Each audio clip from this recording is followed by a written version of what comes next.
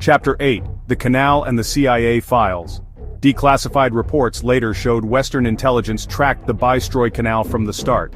NATO saw the canal as both a trade gateway and a potential military corridor.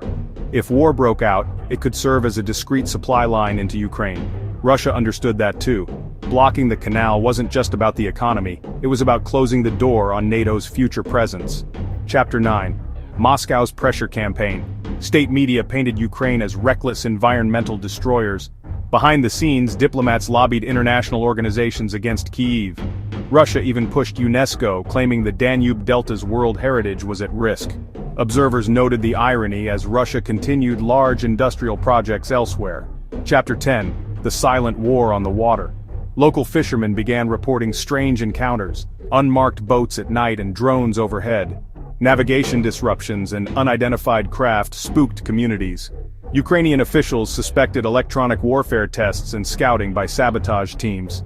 They feared Moscow was probing the canal's vulnerabilities. Chapter 11: The Grain Gamble. By 2023, barges heavy with wheat and corn used the narrow waterway to reach Europe. Each shipment became political leverage, food as strategic power. If traffic stopped, global food shortages and unrest could follow across Africa and the Middle East. The canal was not only Ukraine's lifeline, it had become the world's. Chapter 12: Romania caught in the middle. Bucharest feared losing revenue from its own Sulina Canal. At the same time, Romania was a NATO frontline state hosting Western forces. Romanian leaders walked a tightrope, protect national interests while appearing to support Ukraine. Chapter 13: A Canal Under Fire. In mid-2023, explosions rocked areas near the Danube as drones struck grain silos. Barges sailed under constant threat, sometimes escorted by military patrols. The world began to see that this small canal had become part of the battlefield. Chapter 14: The Canal's Future. Ukraine continues dredging to keep the channel operational while Russia watches for chances to strike. Diplomats still argue environmental risks, but the truth is, control and strategy are at stake. Chapter 15: The Waterway That Shaped a War.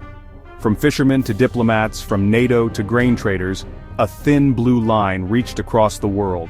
That is why Russia tried to block this canal, because even the narrowest waterways can tip the balance of global power. In the game of global power, control of trade routes equals leverage, and sometimes survival. Sources: declassified documents, open source reporting, and on-the-ground accounts.